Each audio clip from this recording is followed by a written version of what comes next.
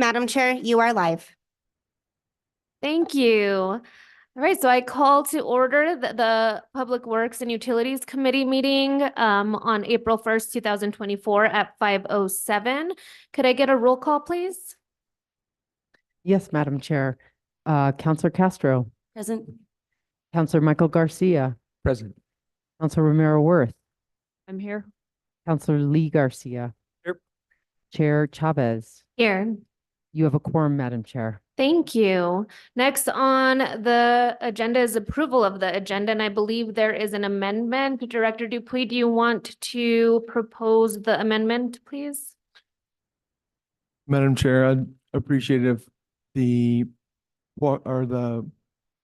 Paseo Real Water Reclamation Facility update be moved to the first presentation so that the consultant we have online is able to participate. He is only available until 5:30.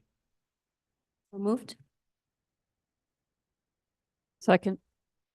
All right, I have a motion and a second. Could I get a roll call? Yes, Madam Chair. Counselor Castro, Yes. Counselor Michael Garcia, Yes. Counselor Romero Worth, Yes. Counselor Lee Garcia, Yes. and Chair Chavez. Yes. Motion passes. Next is approval of the consent agenda. Last I heard, we had item C and D pulled off of consent by Counselor Lee Garcia. Is there any other items that were removed? Not that I heard of, Madam Chair. All right, committee members, is there any items that we missed that need to be discussed? Madam Chair, I pulled C and D as well, just because I thought we might want to have a conversation about it, but I think the presentation will probably help give us the context. So thank you. All right, thank you, Counselor Romero Worth. All right, can I have a motion on the consent as amended? Move to approve as Second. amended. Got a motion and a second. Could I get a roll call vote, please? Certainly, Madam Chair. Counselor Castro, Yes. Counselor Michael Garcia, Yes. Counselor Romero Worth, Yes. Counselor Lee Garcia, Yes. Chair Chavez. Yes. Motion passes. Thank you. Next is presentation and informational items, and we will be reviewing item B first, or getting a presentation on item B, which is Paseo Real Water Reclamation Facility update, and this will be by Director Dupuy, Public Works Director, Public Utilities Director. So I'll turn it over to you, Director. Thank you, Madam Chair. Good evening, councilors. This evening, I'll provide an update on the status of the Paseo Real Water Reclamation Facility. It should come as no surprise that the facility continues to be in and out of compliance. And this is a reality I was aware of prior to taking on this role. It's also a responsibility I take very seriously. And as I've presented previously, not treating water to regulatory limits is not an option. And the status quo of fixing systems as they break results in high-cost emergency repairs and continued violations, resulting over time in the erosion of public confidence and our ability to succeed. As a proactive approach, I've sought out and am following examples of others who have overcome similar circumstances. Specifically, Charles Leader. He is a prior manager of the Plant Operations Division for Albuquerque-Bernalillo County Water Users Authority, which includes the South Plant in Albuquerque, which is their largest wastewater treatment plant. And TJ Lynch, who is Hazen's National Operations Assistance Lead, when hired as a new plant superintendent at the Rowley's North Carolina failing wastewater plant in 2003. He has ultimately left behind a legacy of environmental stewardship awards. Together, we developed a comprehensive plan that would be implemented over a reasonable time frame. The comprehensive plan is intended to become a class leader in wastewater service delivery by starting to treat our current facility like the facility of the future. I've presented previously on options for our future and the vision. And ultimately, we will have a wastewater master plan that provides details on those options. We need to prepare so that we are ready whenever that option becomes fruition. And the comprehensive plan is intended to develop our operational documentation, use industry standard instruments and control interfaces, and constantly train with a focus on operational optimization and public transparency. This is something that takes an extended period of time and ultimately needs the support of many different professionals to help us transition from where we are today and how we operate today to how we need to operate in the future. The recent administrative order is not a complete surprise either, as we have been preparing and sequentially implementing this plan.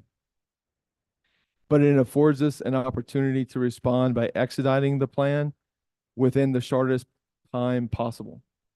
By taking actions like the emergency procurement we completed on March 22nd and completing the contracts for governing body approval in order of priority, which the first two happen to be before you tonight. These two contracts on the agenda tonight and the accompanying budget adjustment requests are needed to begin some immediate actions for discharge compliance benefits, like implementing sand filtration, and develop the details of a long-term plan that ensures our compliance into the future. We have worked feverishly over the past couple of weeks to develop an outline for the plan that can be communicated to you and others, as well as bringing on consultants who can fill in the gap to provide some of those services. The emergency procurement outlines those potential providers, but ultimately we will work with them to define the details of the plan moving into the future. With that, I stand for any questions.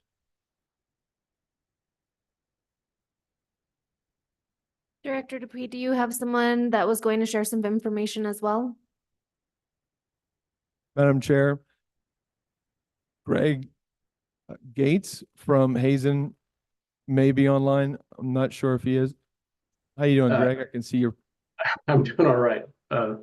Madam Chair, Commissioners, I'm Greg Gates with Hazen and Sawyer. I'm the office manager for Hazen and Sawyer's Albuquerque office and have been working with the city for a number of years, probably the last 6 or 7 years, but most recently in working with John and helping to respond to this letter from EPA.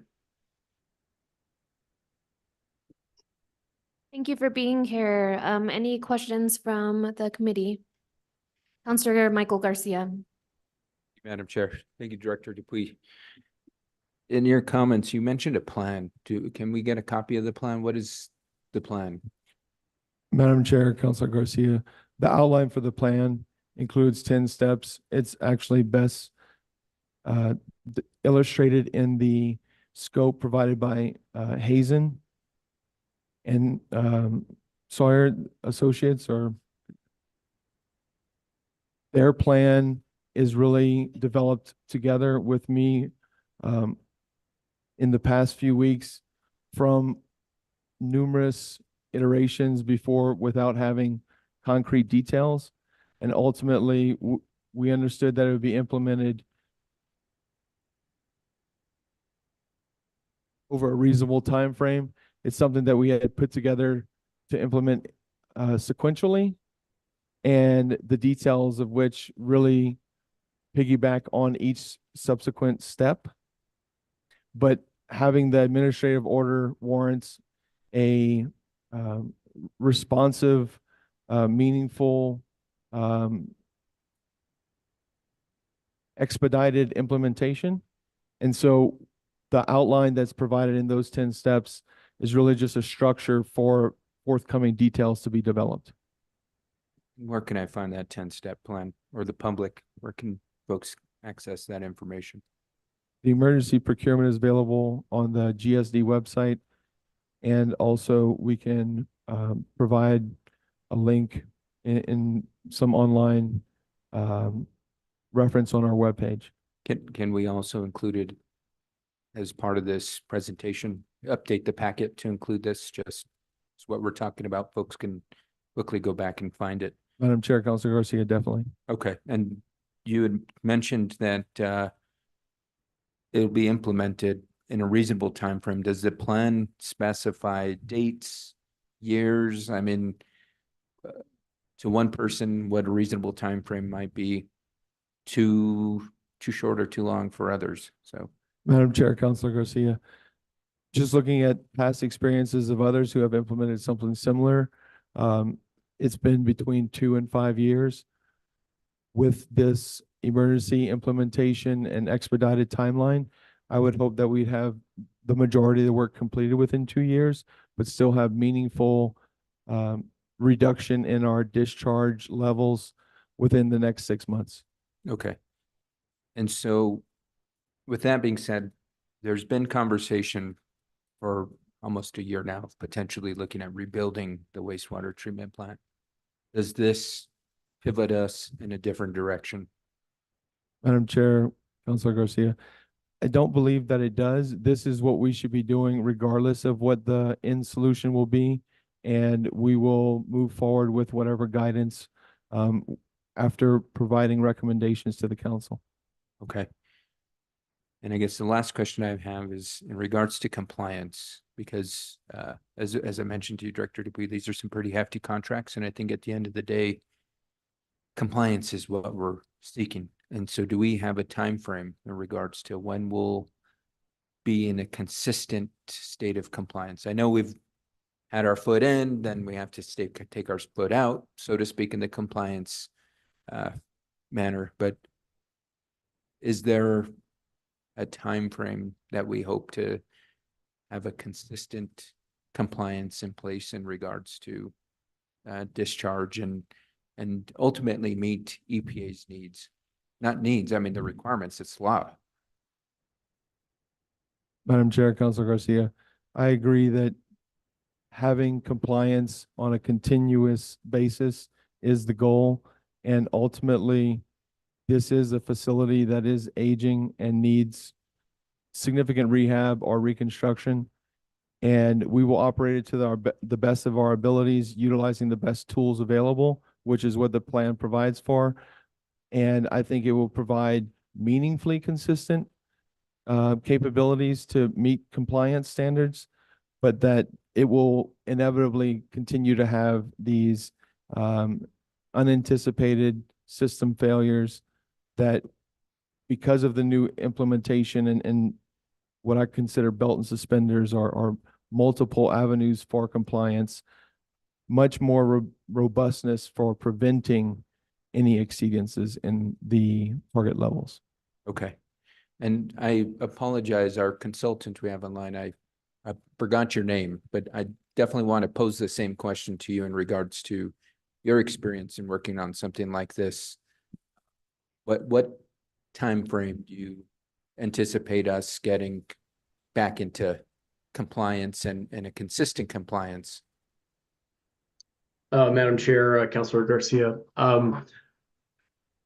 I think the current plan, I'm sorry, my name is Greg Gates, to fill that in initially. The current plan has some immediate actions that are intended to bring the facility into compliance in the matter of hopefully within weeks, in terms of just getting to a point where we can actually satisfy some of the parameters. That is not a permanent solution. That's an immediate solution to try to make sure that we're meeting those needs.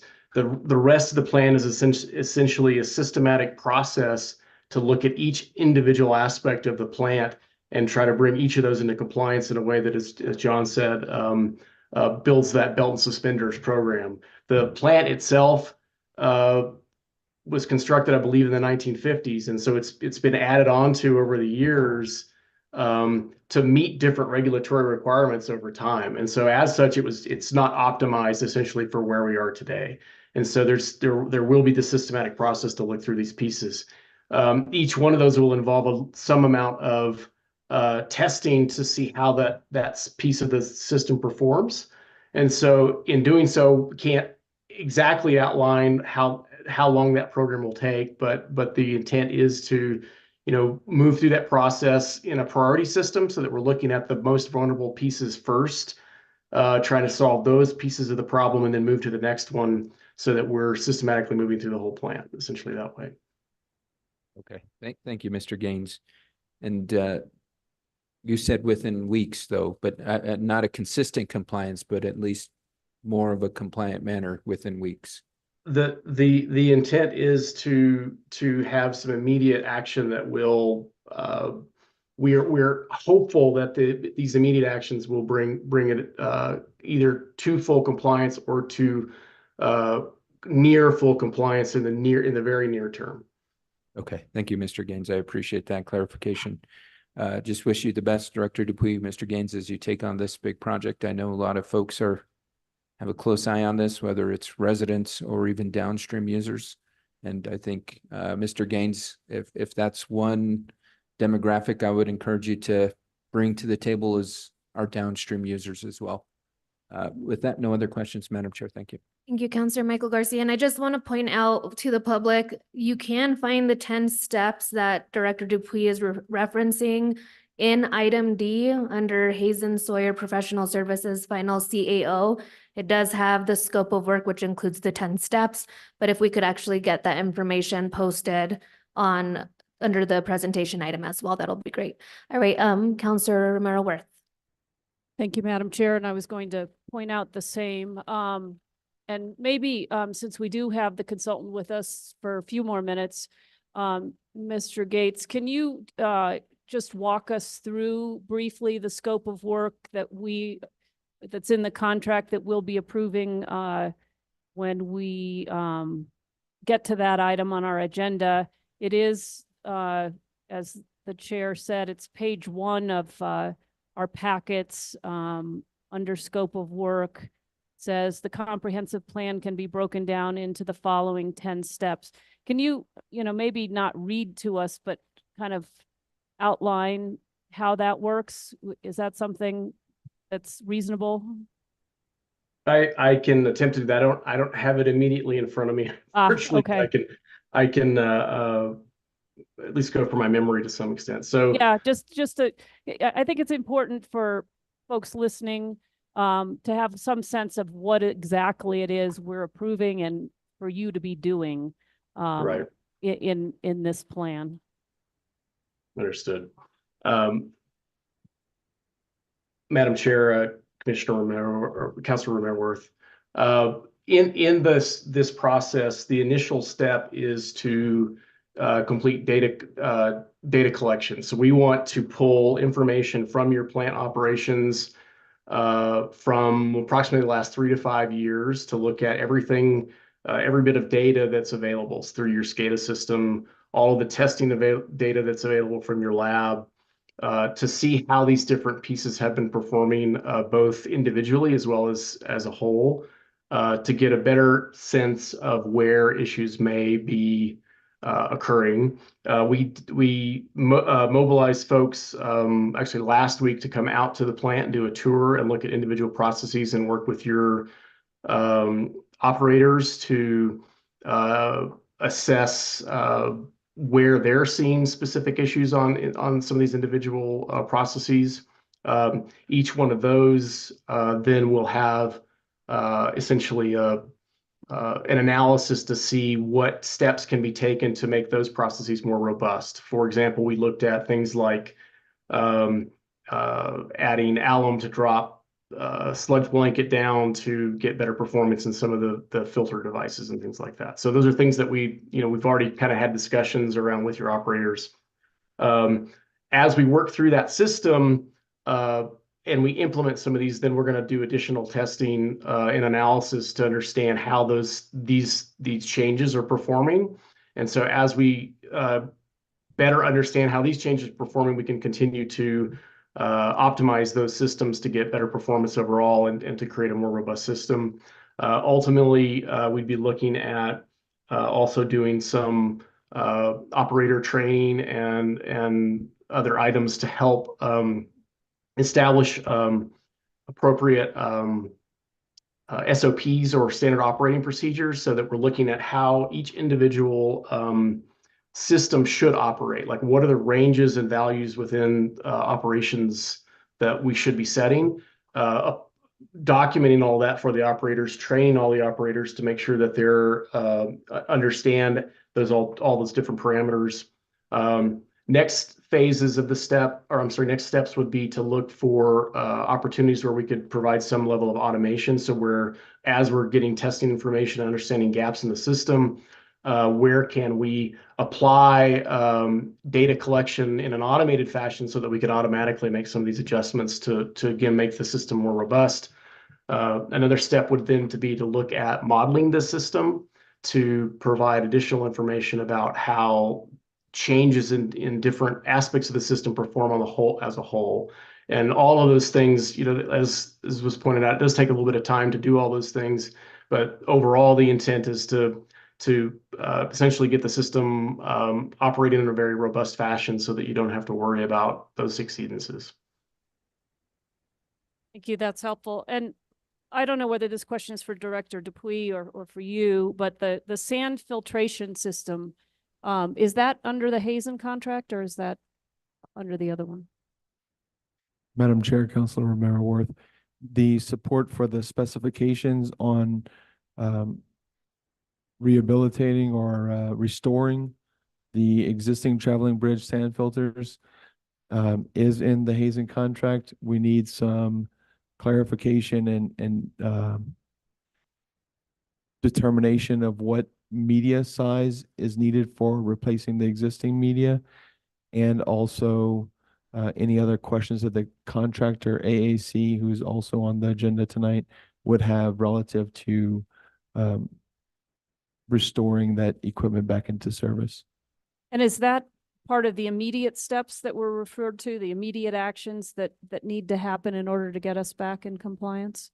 Madam Chair, Councilor Romero Worth, that's part of two of the immediate actions. The other is, what my intention was to have two options running parallel to ensure that we have one of them that is successful. The second option for additional filtration is a rental equipment that literally just comes on a 18-wheeler. They unload it. It sits adjacent to your existing equipment, and there's pumping and piping that is installed to connect it. That's something that if we are able to restore the traveling bridge sand filter, then we could return the rental equipment. But in the interim, it will be in place as quickly as is possible for any filtration solution that we've been able to identify. So it creates some redundancy. That's correct. Okay. Which would be good for us in terms of being able to stay in compliance. Madam Chair, Councilor Romero Worth. Or until we get to a point where we are confident in the system we have created. That's correct. Okay. And I guess I'm also curious, so this idea, we're still waiting for the recommendations from, I believe you called it the treatment master plan. We have a consultant different from these contracts looking at what exactly we have and how we pivot to what we need. And that work is still coming forward. Madam Chair, Councilor Romero Ward, that is correct. Okay. And I want to be careful in the language we use because we're not sure yet what's going to be required. And we have components at the present site that we may want to tie in to any reconfiguration of what we have. And so I want to be careful in the language about how we're talking about what we're eventually going to get to. Am I correct in that? I mean, we do have a new digester. We've got new energy efficiency pieces to the plant that are very important and expensive. And we've got green energy bonds out that we're paying for. So there's some pieces of this plant that we're going to want to potentially keep and integrate into the new aspects of it. Madam Chair, Councilor Romero Worth, that's correct. As we presented on November 29th, 2023, the plant grew out along its perimeter. Most of the equipment that is newest is able to easily be preserved because of its location on the outer perimeter. Right. And we intend to maximize utilization of that equipment to the maximum extent possible, including relocation if necessary or utilization in place. They'll evaluate all those options to make sure we get the useful life of the equipment we have. Right, and that recommendation is still coming forward. And remind me the timing on that, about kind of, We just completed the second workshop, and I believe there's 5 total. They've been holding them about one a month. So I'd imagine we have 3 additional ones, and there's going to be some time frame in between. They gave us a total of 9 months when the presentation was provided in November. So I'd imagine that put us slightly ahead of schedule, but knowing that they may need to take time for one thing or another that is unexpected. okay, and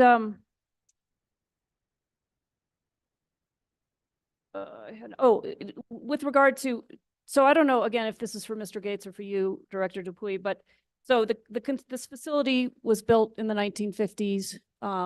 Regulatory standards have changed over the last however many years that is, many decades. We keep getting more stringent with our regulatory frameworks and what we're required to test for and you know, prevent and clean. And the plant itself has been modified over those years, over those decades, to address those new regulatory frameworks, correct? Madam Chair, Councilor Worth, that is correct. That's kind of why I think sometimes it's referred to sort of a Frankenstein model, right? Is that, Correct. you know, we didn't know for sure what we needed, and it's been evolving over time as we've gotten smarter about what's in our system and what we need to get out of it in order to protect the public's health. Madam Chair, Councilor Romero Worth, and specifically the new evolving standards that we have to adhere to. So that inevitably really drives the additional processes that are necessary and have been installed over time. Right. And on that point, I saw in one of these contracts, and I don't think it's the one we were just looking at with a 10-step plan, it's sort of the new regulatory frontier around PFAS. And that's kind of one of the next areas where we're going to have to be prepared as the regulatory framework around PFAS gets put in place, and we're going to have to meet those standards too. And so all the work that's going on now is going to position us to be able to handle that new environment that we may need to treat for, correct? Madam Chair, Councilor Romero Worth, that's correct. Okay. And I really appreciate, I know you have been working on this for a while. I know Mr. Dozier has been working on this for a while, and this is something that I think now we have,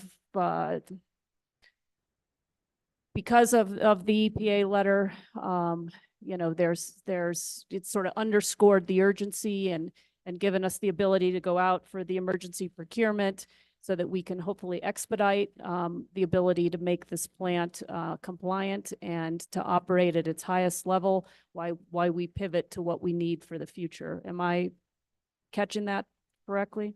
That's perfectly correct. Okay. All right. Well, I think this is very helpful. I appreciate your consultant being here tonight.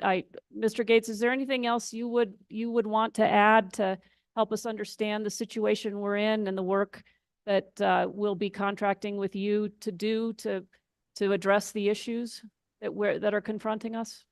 Madam Chair, Councilor Romero Worth, I don't have anything in particular else to add other than, you know, it's I know from working with Mike and John that the intent is to ultimately have a system that's operating not just at the standard, but a system of excellence and really going well beyond the standard. And so I know that is the ultimate goal and vision of the process. So. Right. And thank you. And I guess that just brings me up one more thing. Is the comprehensive plan that you've come up with, Director Dupuy, in consultation with Mr. Leader and Mr. Lynch, Mr. Leader of the Albuquerque treatment facility and Mr. Lynch from North Carolina. I think I also want to commend you for seeking a brain trust of sorts, to really work on these issues with people who have experience and success.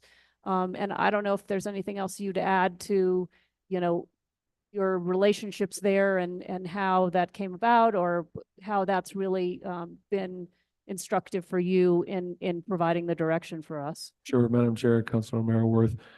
The part that I would add is their overwhelming focus to listen to staff and understand the facility, and then enable them to have a path for success without over exhaustion or difficulty beyond what we have the tools today to easily accomplish, so that they are set up for success. So it's going to involve, the entire process is going to involve significant involvement from staff. And they have reiterated numerous times over and over to me that that is the process that then enables the staff to implement the subsequent documentation. If they aren't included in the development of the documentation, then it's an uphill battle trying to train and implement. Yeah, and I want to, I think we're very lucky that you have these relationships and that you can draw on with this kind of experience, and that can really help the city and this facility based on their experiences. And as you say, Mr. Lynch apparently, according to your testimony, has been an awardee for the work that he did turning around another plant. And I think that we're lucky to have that that to draw on, that expertise to draw on. There's an overwhelming list of environmental stewardship. I found the presentation. Part of the implementation in Raleigh was very transparent and having everything published online. So it's amazingly readily accessible, and his efforts yielded, success beyond his years there. And so that to me is something that I strive for and really appreciate finding others who have accomplished so that I can emulate. Great. Thank you. Thank you, Madam Chair. Thank you, Councilor Merrill-Worth. Councilor Lee Garcia. Thank you, Madam Chair, and thank you for the questions. My colleagues did a great job asking very many questions, and a lot of the information I think that public probably wants to hear in regards to the issues that we're having. So I won't re-ask a lot of those questions, but what does full compliance look like? I mean, I know we've talked about what do we do with this whole plant? Do we tune it up again? What's its capacity? A new plant's a lot of money. Can we optimize this plant to the point where it'll last another 20, 30, 40 years? The answer almost seems to be no. But what does full compliance look like when we're actually operating at at the capacity that we need to be operating at, and putting out the type of results that we should be and are required by law? Madam Chair, Councilor Garcia, to me, full compliance, as I have come to understand how it has been accomplished by others, is having very clear expectations of staff that are able to identify problems before they happen and the expected actions to resolve those prior to them having an effect. That includes understanding the current status of each process within the plant in a much more detailed and precise way that only comes with instrumentation and having a close relationship with your lab and the processes that may not be able to be implemented fully in an automated process. Thank you, Director Dupree. And so it seems as if this is also kind of going into a plan of making sure that we have people and processes in place, which is usually the biggest breakdown in any organization or any process or any product that you're trying to put out, whether it's a service, and in our case to the community. But is it attainable? I mean, we've talked a little bit about you know, years and how long it's going to take us. I know that in regards to some of the immediate areas of the facility that are not performing where they should be, you know, again, I think we want to get to the point where we're in compliance and then looking into the future as to how we move forward with either a new plant or things of that nature. So again, is this attainable? And again, how quickly? I think that was already asked, but I want to ask it again. How quickly can we get to full compliance? Madam Chair, Councilor Garcia. It is attainable. It's been achieved by others. And ultimately, the speed at which it's accomplished is largely dependent upon how much outside support you bring in trying to expedite this process. You know, one example was in a subsequent presentation today that I'll provide on our utility billing modernization project. We brought in a consultant who trains staff to do business process documentation. And that's something that's very meaningful because you want to maintain these business processes throughout time. Staff, having created them initially themselves, really empowers them to understand that they can update them as time moves on. Whenever you bring in a consultant, obviously, you may be able to accomplish that quicker than doing in-house training, documentation by the staff. But at the same time, you then need to make sure that you have that subsequent training to make sure that you develop the same benefits. So I think that initial implementation is well supported with additional support from outside services, but that on the back end, once compliance is being achieved, the continued training will inevitably have to occur for a longer period of time for it to become the culture of the facility. Thank you, Director. And I think this is probably a conversation that may happen at finance at some point too, because when we're looking at utilizing contractors, I mean, we've had to do that most recently for our audits, and that's obviously showing there's a cost to it. There's a big cost to it, and we also have our operational costs, and we have that includes our human resources. That includes, you know, just operating the plant day to day, and so, you know, I continue to look at this in two ways. Do we go to more contractors and less people in-house, or do we do less contractors with more people in-house? And I would utilize the in-house more people better. And so again, how quickly can we get to weaning off the outside help, which at this point, I think it's very detrimental, very important that we execute this and that we do that, but that we are on the track of figuring out the solution to being able to be self-sustaining from within, because ultimately that's what saves the taxpayers money. Just as in a private business, if we can do it in-house, yet sometimes it goes outside, you have to. And I think that's where we're at this point. I do appreciate the explanations, and I think a lot of this has clarified. I mean, I did pull both items from consent for that reason, that I wanted to have a discussion. I think a lot of what has been discussed now does clarify this. But I think we can have a little bit more discussion as the items are pulled. So I'll yield the floor. Thank you, Madam Chair. Thank you, Councilor Lee Garcia. Any other questions? Councilor Castro? I don't have any questions. I had the opportunity to talk to both Mr. Dozier and Director Dupuy. So thank you so much for this work. And we hope to see this alleviated as soon as possible. Thank you. Thank you, Counselor Castro.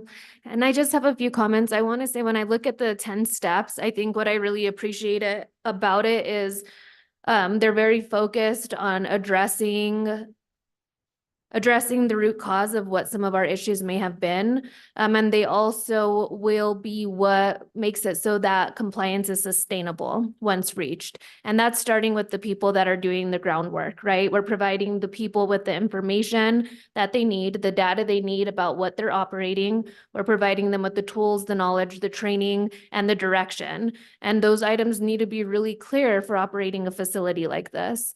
What's going to be very valuable about this, or why it's kind of worth the cost, is the fact that those people will be transitioning to whatever new plant or whatever direction we go. And they're going to take that knowledge and we're going to continue doing the work that keeps us in compliance. And I think that's important.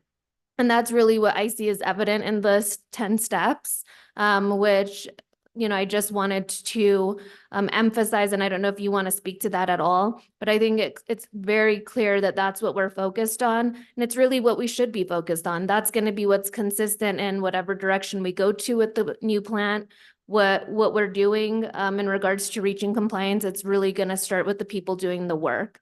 So I don't know if you want to speak to that a little bit more, Director. Madam Chair, I agree. That is very much the focus. It's great. And I also want to kind of echo what Councilor Romero-Worth said, is like, I do want to acknowledge your leadership. I think that it is amazing when we have leaders in place that can recognize when it's appropriate to lean on the expertise of others and kind of get that sense of emergency. Like, yeah, I need to not let any boundary get into the way of this being accomplished. Instead, I need to lean on the resources and the individuals I am connected with and bringing those resources where they need to be. And so I just want to, applaud you for those efforts and in being so proactive. I know you've been working with your team on this for a while already. So this wasn't, brought upon. You guys were already, being proactive and acknowledging kind of the kinks in the system and addressing them on your own. So I do want to applaud you for that great work. And I think it's exciting. I think if we're building this type of foundation, like with our team members who will be running our facilities, I do think it's attainable, and I think that there's success to come. So I think it's very hopeful. So thank you for this information. Madam Chair, there are many involved and we appreciate that. Thank you. All right, so we will be moving on to our next item, which is item A, overview of park maintenance and scheduling. And this is going to be Skylar Nielsen. And I did want to thank Skylar Nielsen and our parks team for being patient with us this evening, because we did have a switch in the agenda. I appreciate you being here a little bit extra long, Skylar, to give us this information. But I will be turning it over to you. Thank you.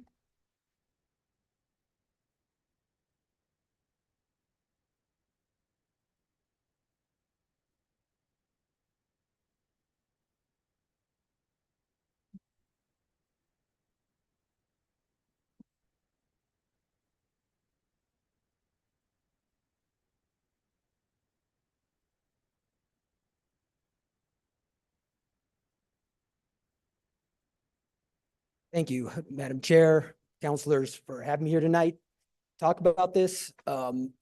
This is something we've been working on in conjunction with the park superintendents for about a year now, to come up with our parks maintenance, our service levels, to better communicate what we're doing and what our goals are and where we're trying to go as a department. Quick agenda, we'll be going through the purpose, which I'll explain shortly. We'll quickly go through some organizational charts and our daily assignments, so the assets that we take care of around the city, just as a visual.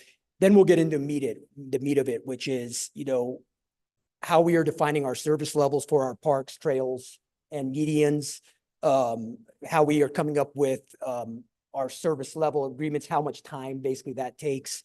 And then future data collecting through asset planning for understanding what we need to take care of non-routine tasks.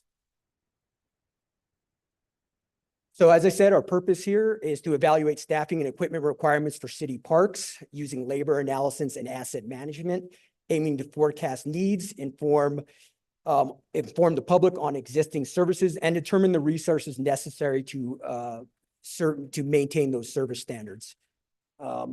We will do a parks maintenance overview, looking at a couple of case studies with time studies on it, 2 specific parks, and then go through service level agreement and how upcoming asset planning will help us collect some of this data.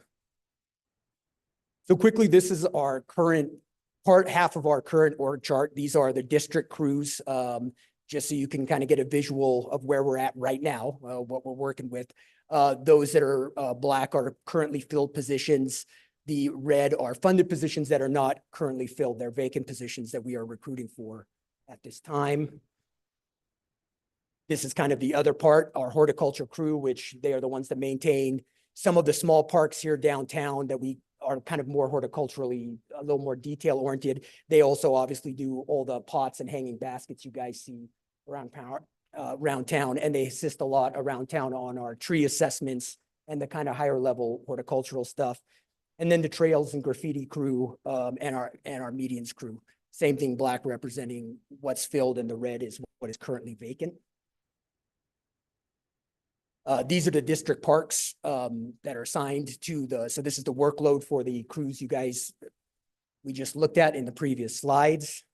Some of the ones that we highlighted are the parks that are a little more, we put a little bit more into due to their amount of use and importance to the community.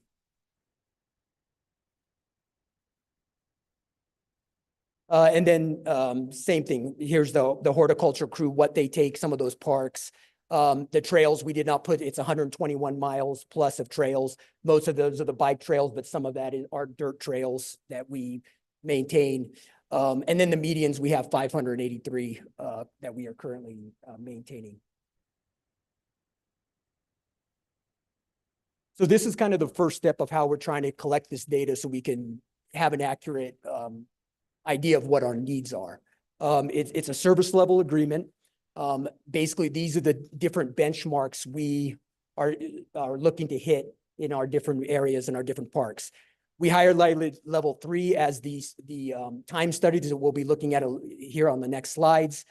That is what we are looking for. So that would be the benchmark, just walkways being blown at least once a week, athletic fields prepped before games, checked after, those kinds of things. In particular for this one, because I'll be using it as a case study as I explain how this works. Though for a level 3 service, weeding of all the planter beds and that location would be done once a month. Levels 2 and 1, the purpose of those would be stuff like open spaces where we're not like manicuring them, but they still are something that we do have to check. We have to make sure the tree fall in a trail, but they're not as high a service level. Service levels 5 and 4 also are applicable at times. For example, the plaza, we keep more at a level 4 because of the amount of use it gets and, the amount of people that put eyes on it. This is kind of an example of one of our time studies for daily maintenance. The way this works is, all the tasks you see in the first column, those are the services provided. Those are all the routine tasks, the stuff we know we have to do on a regular basis. Trash pickup, blowing, weeding, the athletic field maintenance, whatnot. The next column is the frequency. For the frequency, for the next 2 columns, I relied heavily on the expertise of our superintendents, all of which have been working in the Parks Department over 15 years. So for example, at Franklin Miles, the 7 times a week for trash collection, because that is a park that we have to check the trash cans daily because of the amount of people that go there and how quickly they fill up. The next column is how much time it takes to do that job one time. So in the case of trash collection, there are over 40 trash cans at Franklin Miles. So to go around, empty them, replace the cans, and then remove the full bags to the closest dumpster, that takes about an hour to do it once, adding up to about 7 hours a week to provide that routine service of emptying the trash cans. Followed the same process for all these routine tasks. And what we come up with is to keep Franklin Miles at a level 3 to meet that level 3 service, we need roughly 77 hours a week. The reason we picked this park as an example is twofold. We're doing 77 hours a week due to the vacancies you see.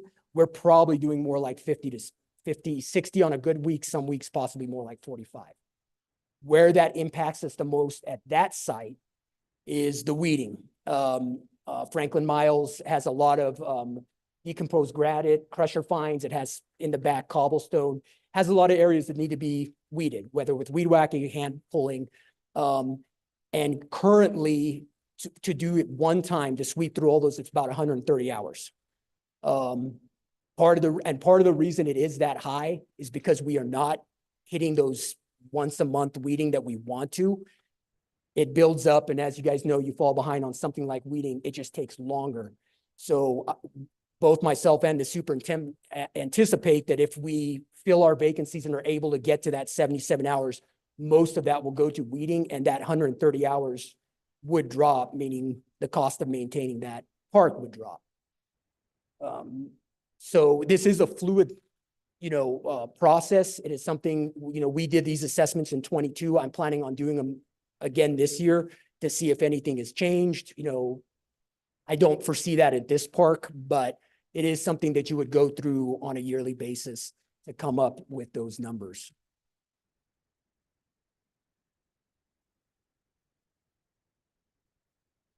Just another quick example, won't have to spend as much time on it, but the reason I chose Cornell or Rose Park as a second example, this is a park we are hitting the 27 hours. It was a strategic decision on our part. It is a relatively small park, about 1.5 acres compared to the 28 acres that Miles is. But for a small park, it gets a lot of people going to it. And even with our vacancies, we can realistically hit all the thresholds that we need to say, yes, we are maintaining Cornell Park at a level 3 service level. And I highlighted the weeding the planter beds for this one as well, because as you can see, it's 24 hours to do it once, to weed all the planter beds, remove the weeds on a monthly basis. And the reason it is 24 hours is because we are maintaining it. If we started missing months where we weren't hitting that, it would most likely climb into the 30s. So, but this is a park that we are reaching the level 3 that is our goal for all the parks, level 3 or higher in certain cases. So the previous 2 slides were how we're collecting data for labor needs and man hours for routine tasks. Then the next level of this is going to be tracking of non-routine emergency tasks through asset planning and work order analysis. Currently, we are developing an asset planner system for parks that we hope to start collecting some of these data, some of this data. It also is, we are really excited about the prospect of how this is going to tie into CIP funds, and I'll get into how it correlates here as we go through, some of the examples that we'll be doing. One of them, like irrigation breaks, we can't quantify that in time study. You don't know when irrigation line is going to go down. Event support, you generally know, but that changes a lot. Zozobra this year is going to be much different as far as how we're going to have to support it compared to other years because of the importance of this year's event. So once we have this asset planning and work order system, our plan is for something like using irrigation as an example. Anytime we have an irrigation break, an unplanned irrigation failure in the park, we'll create our own work order, track the time that it takes and materials it takes to make that repair. And then over the course of the year, at the end of the irrigation cycle, we're currently turning all our irrigation on now. When we shut down in November, we'll be able to take those averages and then figure out, like, this is a kind of a benchmark of how many hours we have to put into irrigation repairs. And then the bonus to that is how it's going to help our CIP projects, because on stuff like irrigation, storm damage, things like that, we will be able to better target our CIP funds. If we notice trends like continuing with irrigation, a certain park has a higher percentage of failures than other parks, it's now tracked so that when we do apply our CIP funds to doing irrigation renovations, they'll be much more accurate, and we're putting it where we're going to get the most bang for our buck. So is in summary, we're trying to create a clear and easy way to communicate maintenance standards for parks, assets using time studies and routine maintenance and data collected from asset planning. We have to be preemptive in making staff requests to ensure we can provide a transparent understanding of what the Parks and Open Space Division can support, giving staffing levels at a specific time. And I want to end with, that's really the greatest value, is the preemptive part of it, because you can do these time studies off of plans. One of the most frustrating thing is, as new sites come online, a lot of times that's when we start having the discussion of like, I need 2 more guys now to take care of this park. If we're planning a new park, new stretch of trail, whatever it might be, 2 years out, from looking at the final plans, we can at that point say, to do the routine maintenance at this site, I'm going to need this many man hours to keep it as the plan's designed, rather than the situation we often find ourselves now, where is as new sites come online, we are now having discussions where, well, I need this many now, I don't have it. So what decision are we going to make? Am I pulling off of an old site to maintain this, or are we not maintaining a new investment the way it should be from day one? Which neither of those are obviously ideal. Obviously, you don't want to let a new investment slide from day one, but just because something's older does not mean it has tremendous value to the people who use it. So we don't want to do either of those. And this allows us to have those conversations 2-3 years ahead of time, as opposed to the day it comes online. Currently, we have done the work of, we've done time studies on all the parks. We have found on the parks, we need 39 people working the 40-hour weeks to do all of those routine options for all of our parks. We have just begun the process of doing the same time studies with trails and medians. Those are next. Those are obviously going to be in a different format, because not everything, it's not apples to apples, but we hope to in the coming months have the same data for routine maintenance on medians and trails, so we can have an accurate count of how many bodies we need to do our routine maintenance. And then, like I said, hopefully fill that in with data collected from the asset planner and the work order system, moving forward. And if there are any questions, I'll take them now. Thank you, Mr. Nielsen. Are there any questions from committee members? Counselor Michael Garcia?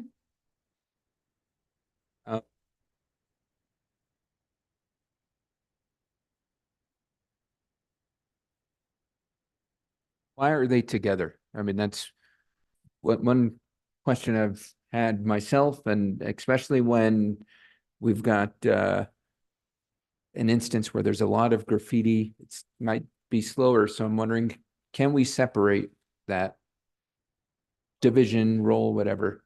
They're not together really. There's just an easier way to think about it. They have like similar workflow patterns as opposed to the park. So for example, I'm sorry, Madam Chair, Counselor.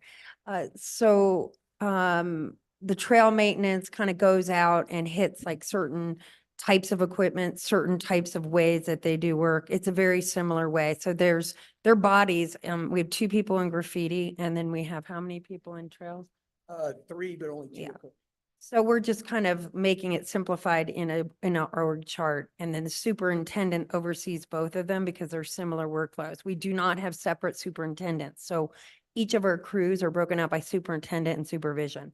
So that's about the size, 5 people that do that. They're not literally doing the same work, but they're being supervised by the same person. Okay. And back to graffiti, we have a graffiti hotline. Heard some concerns from constituents that they're having a hard time getting through and getting things cleaned up. How can we respond to those folks? So currently, yeah, as we get the graffiti work orders, we're doing them immediately. We are prioritizing based on location, if it's offensive, things like that. We get them, our graffiti crew works 5 days a week, so we have them, work on that. We do the smaller pieces of graffiti on Mondays and Fridays, because we have them split working 10-hour shifts. So Mondays and Fridays, it's one guy each. They're doing kind of smaller graffiti around town. the larger jobs on Tuesday through Thursday. So that plays into how we assign it. And then honestly, the biggest thing with the season we're coming out on that we are trying to communicate more clearly to people, weather has a lot to do with it. That's kind of the biggest thing right now. You can't go out, a lot of the paints you use, you can't paint if it's below a certain temperature. We are doing a little bit better now because as it's getting warmer earlier, we are starting, but there was a stretch there where there were some days we couldn't paint at all just because it is too cold. Even pressure washing and stuff like that, when it's really cold, we have to balance that with, if you go out and pressure wash an area, you get the paint off and then it freezes that night and now you've created an ice slick. So this time of year, it is tricky because we can't necessarily always put, the guys painting and doing graffiti removal. We do have some chemicals that we can use to remove some types of graffiti on certain surfaces so they can focus on that. The biggest limiting factor right now is honestly the weather. But we are already seeing that the guys are able to put more hours every day as it's warming up. And I would figure out, within the next 2 to 3 weeks outside of freak events, we should be back to, all day graffiti removal for those individuals. Okay, and the graffiti hotline is up and running because 55, the number is 955-2255 for those listening, 955-2255. okay, thank you. On one of the slides, you listed out the parks. Is that comprehensive overview of the parks? Because there's some parks that I don't see listed on. I'm focused immediately on District 2 and I see some that aren't on the list. Yeah, for the purpose of this slide, there's a couple we left off. It was kind of the same as trails. We didn't want to clutter it. We tried to put most of the main parks, but there are a few we left off just for the sake of fitting it on the slideshow. Okay, just because I didn't want, Oh, yeah. as somebody from the public say, hey, my Yeah, no, park, it's not Candelario comprehensive. Park's not on here. Why, what, did you forget about us? Or so, just wanted to make sure, because we will hear from folks. They think their park is being neglected. I guess the last question or not question, but comment, you had talked about looking out how to appropriately fund trails and medians. And last week, we passed a new resolution that's going to allow for staff to determine that formula. Are you saying you're looking at a similar process for medians now, or can you help clarify what you meant by that? Yes, Madam Chair, Councilor Garcia. Yes, we are. We want to have an accurate way of saying, for all these mediums, we need this many hours to service it. For like the SLA on those, which, the service level agreement that you saw the chart of 1 through 5, for the medians, it'll probably be a similar 1 through 5, but it'll describe like how many times for that street. It'll be based more on like something like Cerrillos or Paso Peralta, Rodeo, those kind of more active streets. We might want to be hitting those 4 to 5 times a year. Maybe a smaller street or a street that doesn't have as much vegetation on it, where you're just kind of, litter pickups and stuff like that. It might be more like 2 to 3 times a year. And that's kind of going to be the thought process. And I will sit down with the superintendent who runs those crews. He has been working with the city over 20 years. So he will be able to accurately say, yeah, for these streets here, this has got to be the frequency. This is how long it's going to take based on how much vegetation, how big the medians are. And a big limiting factor on medians is kind of similar to graffiti. How many hours can we put into it on a daily basis? Because especially on the busier streets, there are periods where we just can't have our guys necessarily working out there without, or they can't move as fast, even if they can work out there because of traffic and, those other issues. It's just a slower pace, So, but yes, it's going to be a very similar process, just with different explanations of why we're hitting the standards we're trying to hit. Okay, thank you, Skylar. I'm going to throw a quick curveball here just because we're talking medians. Director Wheeler, how does this proposed funding formula come into play with the major redevelopment we had planned for medians? I know we had gotten some funding for capital outlay, $1 million or $2 million. How does that come into play? Or is there any connection? Oh, sorry. There is a connection. The nice thing about this is, so anytime you do a change to a facility, so as new plans for medians, streets, what trails, whatever it might be, like the new resolution that got passed, you would look at it and go, okay, how does this change how we can service or what our goals are? So you would, this is very much intended to be a living document. So as new resolutions come up, as changes in design or changes of intent even, or any of these facilities come up, it would trigger new time studies that you would sit down and go, okay, now this is the bar. So, it changes the benchmark. What is that going to cost in terms of man hours, Right. And I guess I was looking more for maybe where are we at with the process, with the design, et cetera? Thank you so much, Madam Chair, Councilor Garcia, and Skylar for giving the big piece of the answer. We have actually not received the money from the legislature yet. That's been appropriated. However, the governing body did appropriate $500,000 to kick this project off. And so you'll be seeing within the next month the design contract being awarded.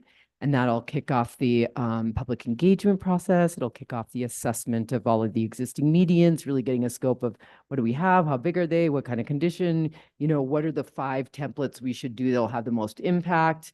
And then it's good to remember that, this should really pay off for Skylar and the Parks team, because the goal is to create new designs that are more sustainable. And that means don't use a lot of water, but they're maintainable too. They're beautiful and they're safe so that it doesn't cause weird activity to be happening in the medians of our streets. So we'll be accomplishing a lot, I think, with the new designs, and it should be getting kicked off in the next couple of months. Okay. Thank you, Director Wheeler. I appreciate that. Skylar, Director McDonald, appreciate the updates. This is about to be heavy season for y'all, so good luck. Have at it, and please send your thanks to your teams for me. My thanks to your teams. Thank you. Thank you, Madam Chair. Thank you, Councilor Michael Garcia. Councilor Merworth. Thank you, Madam Chair. Thank you, Councilor Garcia, for bringing up the money that we had asked the legislature for to look at design, and I'm really very interested in getting that underway. So glad to hear that we're in that window. So the idea is there'll be 583 medians is a lot of medians. So, and you mentioned 5 templates. Are we going to put one of those templates on all of those medians, or a certain percentage of them, or the problem ones, or how do you go about starting to shape this and attack it? Madam Chair, Councilors, also I will mention Scott Overly, who is the project manager for that project, is here if we get into more detailed questions. But basically we have the gateway medians as templates, because those are areas that people see when they first come into the city. But those templates are going to be built out so that we can pretty much apply them to most medians in the city. So it's really based on width and size and kind of height, all of these things. So they're very transferable. This is going to be something that we can use with a lot of flexibility. The purpose of it is kind of setting a standard that is approved by engineers so that we don't have to constantly get engineer approval, and that this is transferable. So that's the goal on it. On some of the smaller medians, we may start doing more improvements sooner than later because they don't necessarily need a template for everything. That's usually just freshening up some of the materials and that type of thing. But all of this is supposed to be transferable and will be good. And if I could, Madam Chair, Councilor Merworth. So we got an appropriation from 2022. It was in top 5 priorities for the city that year. And so it was a 2022 appropriation. We don't have it yet. But at that time, we said the project would cost $3 million, was a budgetary estimate. Governing body gave us 500,000. We got 1.7, I think, from the legislature. So we don't have full construction funding for the project. We have about half of the construction funding. And we did outline about 11 medians that would be constructed if we got full construction funding. So we'll be looking at half of that with the current funding, just to sort of set expectations. And is it possible for you to get us the list of the Yes, we'll be actually, Just to remind us, because it has been a couple of years. it has, Madam Chair, Councilor Romero Worth, the mayor has been asking us to pull together a bunch of information and he's going to be releasing it next week. Okay. To the press. There, we have the one pager that we used. It's also in your legislative booklet from 2022. If you have that around, it's kind of a handy place to look. Okay, great. Thank you.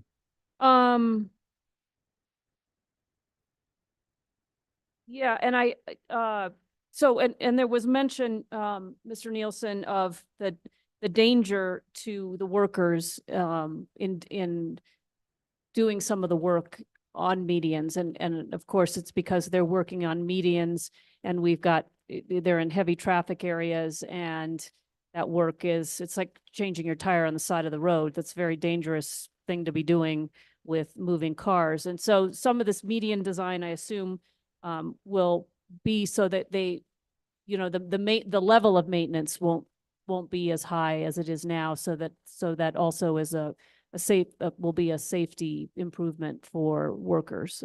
Am I right? And that's not just about water, but it's also about just what it takes to keep them looking good. I think your mic's not on. Apologies. Yes, that is a huge part of it. Obviously, in any safety training you take, OSHA repeats this constantly. The best way to be safe is to remove the target. So the less you're out there, if you can find a way that you only have to maintain a specific median 2 times a year instead of 4, that is just ideal because you'll remove the target from the site. I'd like to talk a little bit about your vacancies. So, of course, we are underway on implementing the class and comps study. And is part of the reason you have vacancies because we're not able to pay people enough to do this kind of work? What's keeping you? I know you're out there probably advertising for these positions. Talk a little bit about those vacancies. Madam Chair, Councilors, we believe that we're going to be in good shape when the comp class goes through. We worked very hard to look at our job descriptions and make sure that they match what needs to occur. So yes, we have been under market and undervalued for quite some time. And we're looking forward to being able to hire more people very soon. Great. I think that's really good news and underscores the importance of implementing this class and comps. And it is an issue across the city where we have vacancies and we're under market in terms of what we're offering people to do these jobs and why we've had trouble filling them. And so I think this is, one example of that. And then the next question, of course, will be, have we given you the right number of FTEs for the infrastructure we have? And you did note that, it's constantly growing. You're constantly being asked to do add more parks as the city grows. And so that'll be the next thing is, are the number of FTEs that you have sufficient to do the workload? And I think right now we're just having the conversation of how do we fill the FTEs you have? But the next conversation is, do you have enough? Correct?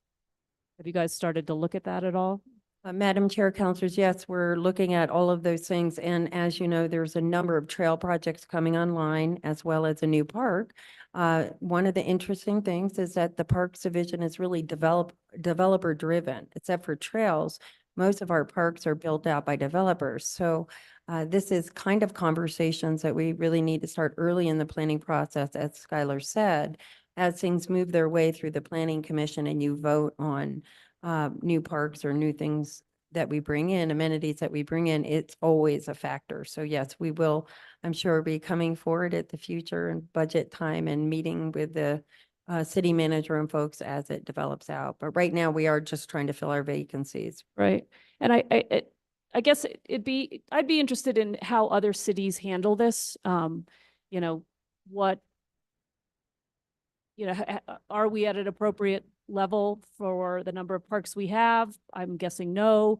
Are we, how do you share this responsibility, if that's even possible, as new parks are brought on, like what are the funding streams? What are the ways that cities, because it's really hard when you add a new housing development to say, nope, you can't have a park, right? Open space is so important to community well-being, to livability in the city. It's like, we'll never say no, but the question I think is we need to start looking at how we address this infrastructure that we have, and recognizing, we all know how important it is to people. How do we keep up with it so that you all, and I want to compliment you all. This presentation is excellent. I think it really helps to see exactly what you're dealing with, the scope of the infrastructure we have. I love the level of service. This is where we're trying to hit. This is the work. These are the people doing the work. This is what it takes. Here's a park. I mean, really, really great window into what you all are dealing with on a daily basis, because of course we always hear how it's never enough, do more. And I know you all are working your tails off, and you've structured things in ways to attack the work, and still it's a really tall order. And so I appreciate the window that you've given us into your work. I think it's excellent. But I think these questions are not going to go away. And I don't know, Melissa, I know you're fantastic at leading your teams, and I don't know, maybe we should start poking around and looking at, models that might help us address this work. Madam Chair and Councilors, I want to give Skylar Nielsen a tremendous amount of credit. This really has come in with him when we were looking for operations manager. One of the reasons I hired him is he is looking at this kind of operationally, and it's why it's so important that we hired this position, because he has the skill set to really start looking at it so that we can open these conversations and you can understand why we have certain levels and why we don't, and what will get us to certain other levels and what we need. So I just really want to recognize that Skylar really brought this in, and I'm really glad to hear you like it. Yeah, and Skylar, I didn't mean to overlook you, so I appreciate that Director McDonald is throwing you a bouquet. Thank you, Madam Chair. That's all I have. Thank you, Councilor Murworth. Councilor Castro? Yes, thank you again, Skylar, Director McDonald. And I think that was a great transition to my question. What are the standards that we're holding developers to when they do develop parks that we then inherit? Madam Chair, Councilors, so I do sit on the Design Review Committee, as does Scott Overly, who is our project manager, as well as Zoe Isaacson. And we, as projects come through, we set standards.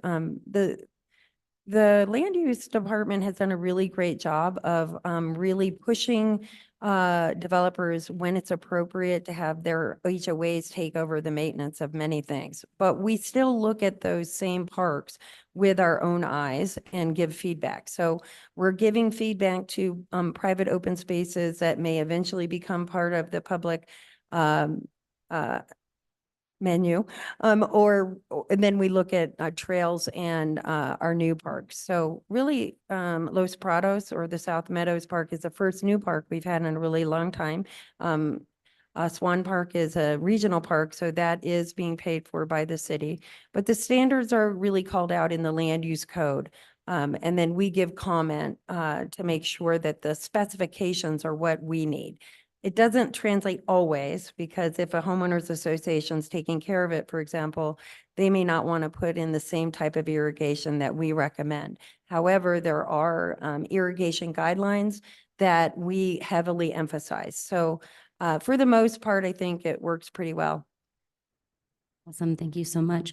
My next question has to do with sort of leveraging other organizations and entities that the city has. So what's our relationship, for example, Municipal Tree Board, the Rail Yard Park Conservancy, Keep Santa Fe Beautiful, and how do we leverage those organizations?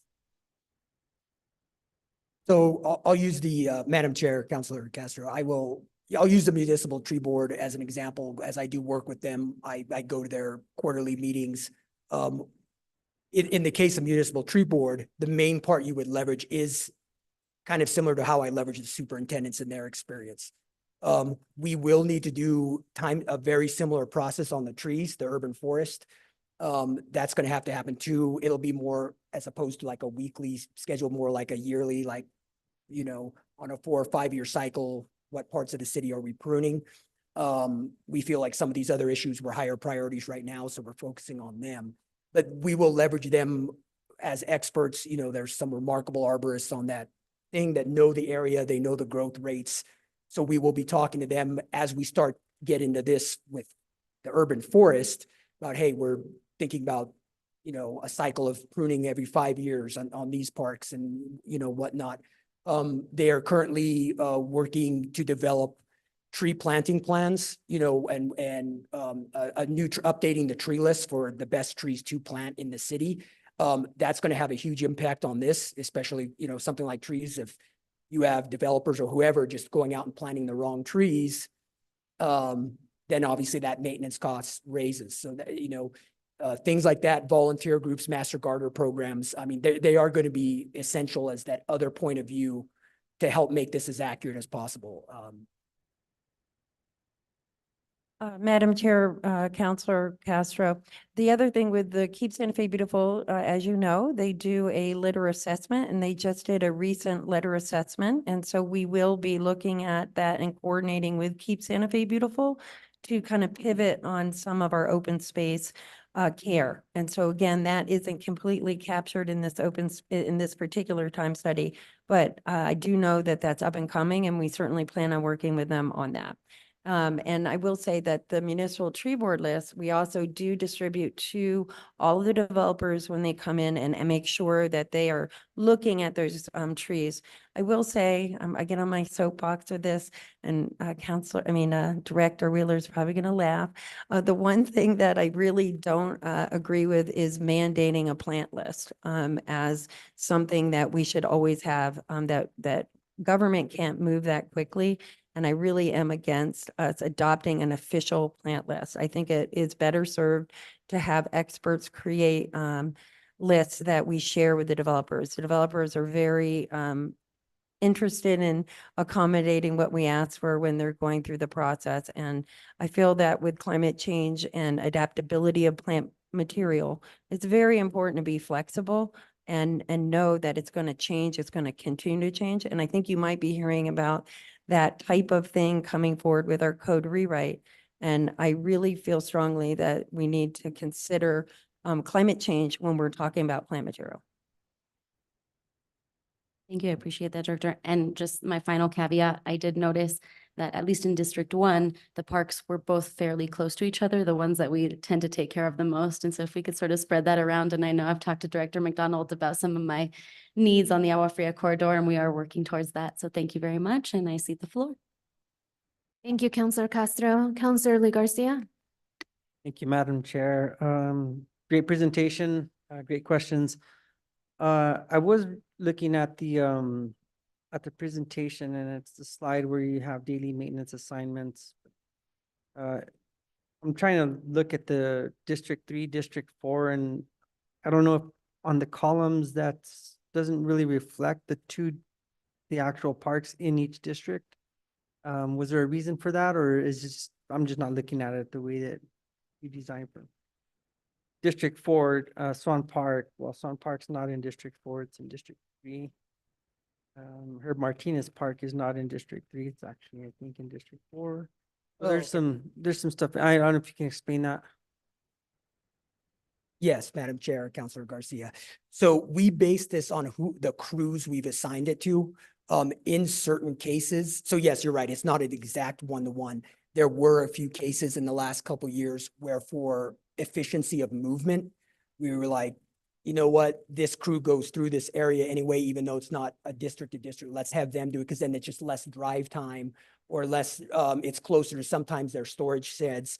So we have made in a few spots like concessions on that where we've assigned one to the other as far as what crews, and that's basically trying to limit drive times, trying to wherever we can, especially on, you know, certain parts of town where it's not as compact and there is, you know, certain crews do spend a lot more time in the car, and it's the most efficient part of your day because it's the one time of day where you have no choice. You got to drive from site to site, but you're not getting any work done. So in certain areas where if we felt like, hey, for efficiency of movement, why don't we just have this crew do it? We have made those decisions. And it's something we are going to constantly look at. If we can limit the amount of time the guys have to spend in a car, driving from site to site, that's kind of part of this time study stuff, right? Because we did factor in drive times in some of these time studies, like especially for parks that are like Swan Park, for example, it's quite a ways out there. So, for all those jobs, there's a little bit of estimate like, hey, part of that is they're spending more time in a car than someone who's just driving from Cornell to Salvador Perez, they're in a car. Counselor, the confusion here may be that the districts are not aligned with your districts. Sure. That's the difference. So at one point in time, that was true. When we redistricted, that shifted. So they're roughly with your districts, but it's just what it's always been called, like, District 1, District 2. So they're different crew numbers. It's not aligned with your particular district or your particular district. But they're roughly in those areas. Sure. So that just, again, clarification, because if somebody looks at the columns and they're going to identify District 4, well, obviously Swan Park is in District 4. I know there's some, crossovers there. Next question I had was in regards to, again, I think vacancies was covered. And again, the way you have this, I'm going to go to the divisional organizational chart. And again, so you have District 1, 2, 3, and 4 laid out, and it seems like again, can you explain that, how you have your district workers laid out versus our district representation? Because this seems to be confusing to me. Yeah, it's kind of the same thing. It's not the representation district. It's more, and perhaps going forward, the better way to explain this would be to change it to crew instead of crew 1, crew 2, which would be very close to the districts. But for clarification, yes, we can make that change. Really, that's what we're talking about. The word district kind of is just something that's been around for so long. It's what everyone in the department uses, but a more accurate way to put it would be to say crew 1, crew 2, crew 3, Sure, thank you. And again, I going back to the vacancies, and I do get a lot of calls or people who are very interested in what's happening at Swan Park for sure. We have an active group that lives right there by the park, and they're constantly calling, asking about when we're seeding and when are we aerating, and now actually the amount of activity that's happening out there because the soccer leagues. And so I just wanted to bring that up because, again, it is farther on the outer rim, so to speak. And yet it's still a park that, warrants full attention and upkeep because, again, it's an asset that we do not want to let go. And how difficult that is to find the balance between all the rest of the other parks that are there in our city. And so spread the wealth, so to speak. I see that it's a difficult task, and yet once we are up to par with vacancies being filled, I'm hoping that we do see more activity in this upkeep and how strategically it's done, throughout the whole city. Obviously, I just don't want all the attention done over there, but how do we focus on these areas because, we put a lot of time and effort into developing these assets, and then the community is, in need of them, our quality of life and the people who live in each district. And if we don't maintain them and keep them up, then, obviously it takes a lot more to rebuild than to just keep up with maintenance. So thank you for the presentation. I do appreciate everything. Thank you. Thank you, Councilor Lee Garcia. And I just have a few things. Well, first of all, I want to thank you for the presentation. I think that, we often hear the word transparency in this room. And I think that this really helps with that. kind of like what our goal is to be at this level and what we're working with. And I think it speaks volumes that you all are doing what you're doing with what you have. So I want to thank you. I hope that the community can see, because it's very clear in this presentation, see the work that you're doing and kind of the goal that you have set and the needs that you have to get filled in order to meet that goal. It's obvious it's a priority. So I just want to thank you for your work on that. I also want to thank Director McDonald for kind of emphasizing we have to fill our vacancies before we understand FTE. I think that it's probably been a while now that we don't have, we're not completely staffed, so we really don't know what capacity we could work at when we're fully staffed. And I think that'll be a key data point in moving forward on how we can fund that department better, so that you're well-resourced and appropriately resourced. So it sounds like we're gonna get there now because we're gonna see an increase in pay and we're gonna be able to bring some staff in. So that's exciting. So we're gonna have good data and have some direction on how we could better support your department. One thing I just wanted to clarify, because I could imagine if community members heard this, they could make some assumptions. There was a comment on addressing graffiti based on location. Can you clarify what that means? Because I just want it to be very clear when we say we prioritize addressing graffiti based on location, what does that mean exactly? Madam Chair, the specific thing I was thinking of when I made that statement was location and the type of graffiti it is.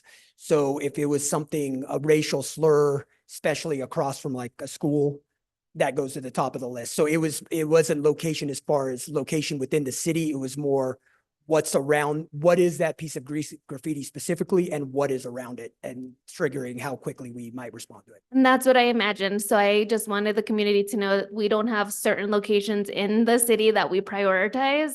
It's really the visibility and how, inappropriate that graffiti is, right? So if we have an area, there's something inappropriate, high visibility, we're going to prioritize that. So I just wanted to help you clarify that because I didn't want there to be a misinterpretation of that comment as in we're prioritizing certain parts of the city. That is not the case. So with that, I just again want to thank you for your work. Thank you, Mr. Nielsen. Thank you, Director McDonald. Thanks for being patient and flexible. And again, that presentation was amazing. I think it was very clear. It is something that I will use as a tool to reference and just showing the level of your work with what you're working with and how we need to be patient and appreciative of those of you that are trying to keep our city as beautiful as possible with the resources you have. So thank you. Thank you, Madam Chair. All right, we have our last presentation. It's going to be utility billing modernization project update. We have Director Dupuy, our Public Utilities Director. So I will turn it over to you, Director. Thank you, Madam Chair. And I'm not sure if we have a slide set available.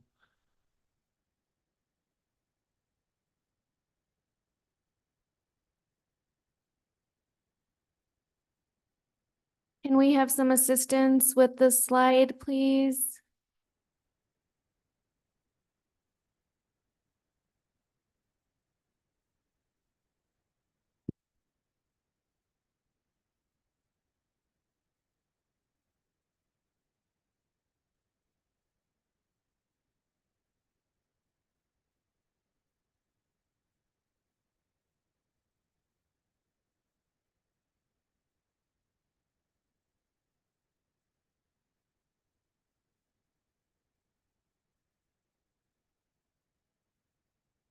Madam Chair, I'll complete this presentation from the podium so that I can advance through the slides. Thank you.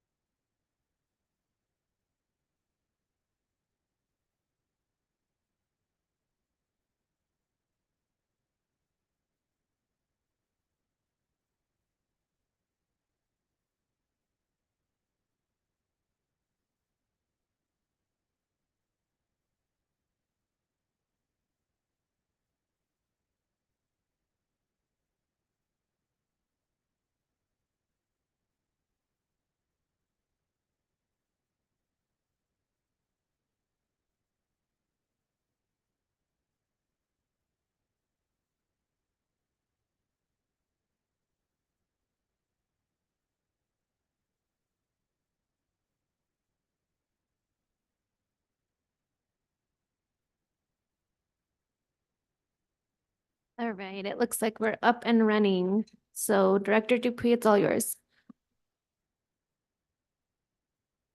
Thank you, Madam Chair. This is a presentation provided as an update at the previous utilities or public works in public utilities committee meeting. And ultimately, we want to facilitate interactive conversation with committee members, counselors. And I'm going to kind of brief over most of it. Unless there are questions, please stop me. I don't mind having an interactive discussion because you've seen this presentation before potentially.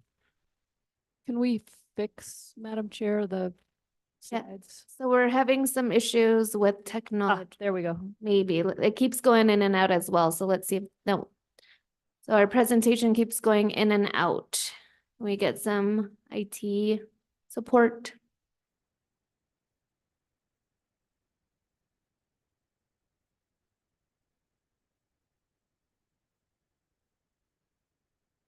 That might help, I think. Yeah, I think we're good. Thank you. IT, our wastewater division director. I Yeah. think he serves many Go, roles. sir.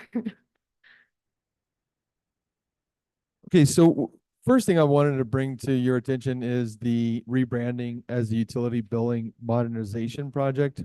I ultimately think that whenever we first embarked on this project 10 years ago, we were at a completely different place in time.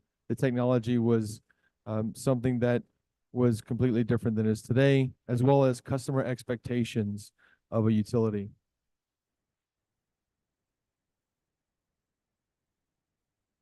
So ultimately, the implementation started 10 years ago, and we had a IVMV company, which is independent validation and verification, I believe, issued a report detailing at a high level why it had not been successful. And we were prioritizing hiring a program manager, which is one of the recommendations, to help guide us through the process from beginning to end and help us to identify how to reset and make sure we get the most out of what we've done thus far. That program manager has been hired. We've been overseeing the implementation and have developed a few strategies moving forward. First part of the assessment was to understand some of the root causes of what caused some failure. And ultimately, it boiled down to three pieces. Not having prior foundational work implemented prior to selection of our selected vendor. And specifically, the foundational work that wasn't completed was business process documentation. I mentioned earlier that we had some business process training for staff, not only in our own department, but in cross-functional departments. That's something that we don't want to go unnoticed. Specifically, we coordinate with the finance department in a very close, integrated way, and a lot of our processes overlap. So having them involved in that documentation and buy-in on what those processes are, especially being able to utilize the new technology to optimize those processes. If you don't know where you're at today, it's really hard to try and understand where you're going toward. The next was data cleansing. So we ended up having a lot of errors in the resulting product from Advanced. Some of it we traced down to providing them some data that had not been cleaned so that it was consistent. And so whenever you would put the data through the provided product, it would end up with varying results because of that inconsistency in the initial data we provided them. So that's something very important to complete prior to selecting someone, because ultimately you can provide that as part of the package that others can respond to and understand how and what they can provide to best support you.